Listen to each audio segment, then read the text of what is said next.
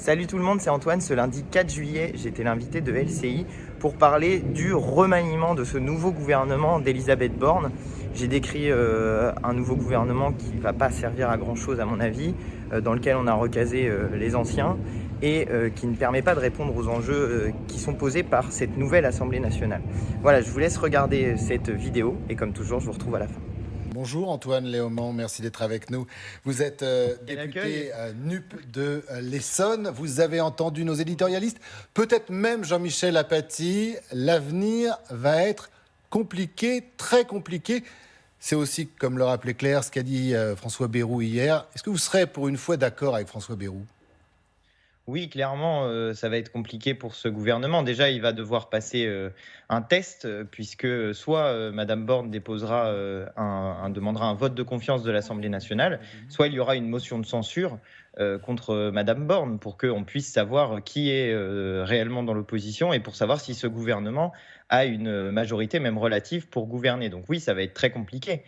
Après, ce gouvernement, c'est ce que dit votre titre. Vous mettez un gouvernement d'ouverture minimale. Bah oui, en réalité, c'est même plutôt l'inverse. C'est carrément, on recycle les anciens de la Macronie et on recommence pour une nouvelle séquence. Ça n'a pas le souffle d'un début de mandat. Ça a plutôt les airs d'une fin de règne.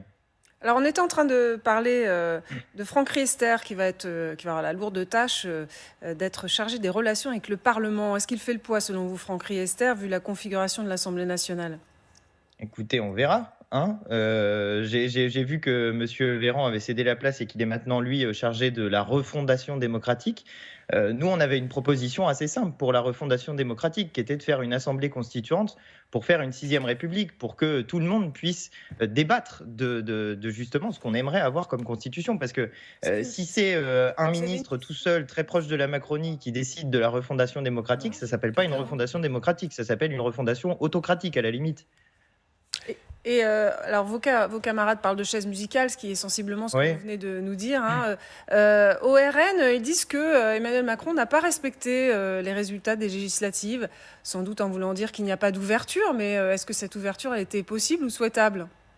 J'ai pas bien compris pourquoi il disait ça. Je pense que Madame Le Pen était peut-être encore sur l'ancien gouvernement où il y avait des gens qui avaient perdu aux législatives qui étaient encore dans le ministère. Là, j'ai l'impression que c'est pas le cas. En tout cas, j'ai peut-être pas regardé la liste en entier. Moi, ce qui me choque surtout dans ce gouvernement, c'est la répartition des postes et la parité à l'intérieur de la répartition des postes.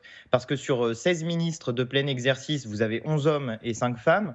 Sur 11 ministres délégués, sur 15 ministres délégués, vous avez 9 hommes et 6 femmes. Et par contre, sur les secrétariats d'État, vous avez quasi que des femmes. Il y a 10 secrétaires d'État, vous avez 9 femmes sur 10. Donc, vous voyez, il y a aussi un enjeu, en termes d'affichage, je veux dire, ce gouvernement coche vraiment très peu de cases, à mon sens.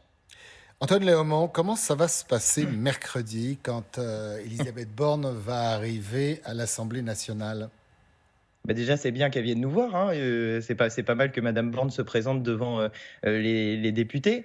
Maintenant, le choix est dans ses mains. Soit elle dépose donc cette demande de vote de confiance. A priori, si j'ai bien compris, ce n'est pas ce qu'ils souhaitent faire, même s'ils entretiennent un flou assez vague sur le sujet depuis des jours. Mais de toute façon, quoi qu'il arrive, soit elle le fait et elle obtient ou elle n'obtient pas la confiance, soit il y aura une motion de censure qui sera déposée contre ce gouvernement. Parce qu'il faut bien que l'Assemblée puisse donner son avis sur ce gouvernement. Il faut bien qu'on puisse savoir qui est dans l'opposition et qui ne l'est pas. Donc, je veux dire, c'est des règles de base en matière de démocratie parlementaire. Je pense que M. Macron n'a pas encore bien enregistré le résultat électoral des législatives. Je pense qu'il n'a pas encore bien enregistré le fait qu'il n'est plus le monarque présidentiel qu'il a pu être dans les années précédentes et que désormais, il va devoir composer avec une Assemblée nationale qui n'est pas à sa main. Merci beaucoup, Antoine Léaumont. Je voulais réagir, Guillaume. Oui, parce que ce que dit Antoine Léaumont est juste, sauf que il n'y a pas de majorité alternative. Parce que c'est probablement d'ailleurs le principal atout que Emmanuel Macron a encore dans sa manche, c'est que entre le Rassemblement national, les Républicains et la NUP, il ne peut pas y avoir de programme commun, d'alternative. Donc moi je ne pense pas que la simple déclaration de politique générale d'Elisabeth Borne suffise pour créer une sorte de coalition et pour renverser le gouvernement. Donc il y a en quelque sorte une sorte de statu quo qui peut être encore maintenu. Comme si on était dans une course de lenteur. Voyez-vous, comme vous savez, au début des courses cyclistes où les gens font du surplace pour ne pas démarrer les premiers. Et de toute évidence, il n'y a pas eu de rupture aujourd'hui avec ce remaniement. Je ne suis pas sûr qu'il y en aura après-demain à l'Assemblée.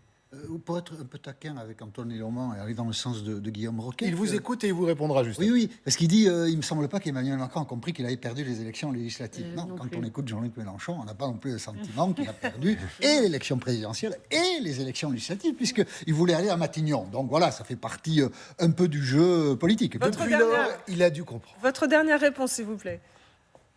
Antoine Léaumont. Je prends la taquinerie avec le sourire, mais il se trouve qu'il y a quand même des éléments qui nous donnent raison, notamment sur la constitution de la Ve République et le blocage dans lequel finalement elle nous amène. Je pense que nous avions globalement vu juste. Et finalement, si on prend le résultat des élections législatives, même s'il y a eu un peu des tentatives de bidouillage du ministère de l'Intérieur pour faire disparaître un certain nombre de résultats de la NUPES, en réalité, nous étions en tête dans cette élection législative. Et si vous envisagiez une situation dans laquelle il y aurait eu une proportionnelle et une proportionnelle avec, par exemple, une prime majoritaire, dans un autre système électoral, en réalité, à ce jour, ça serait la NUPES qui gouvernerait. Ce que je veux dire juste, c'est que je pense que tous les Français ont intérêt à ce qu'on discute de nos institutions et à ce qu'on les questionne. Nous, c'est ce que nous proposions de faire avec une assemblée constituante. Je pense que cette proposition, aujourd'hui, est plus d'actualité que jamais. Merci beaucoup d'avoir été avec nous, Antoine Léaumont.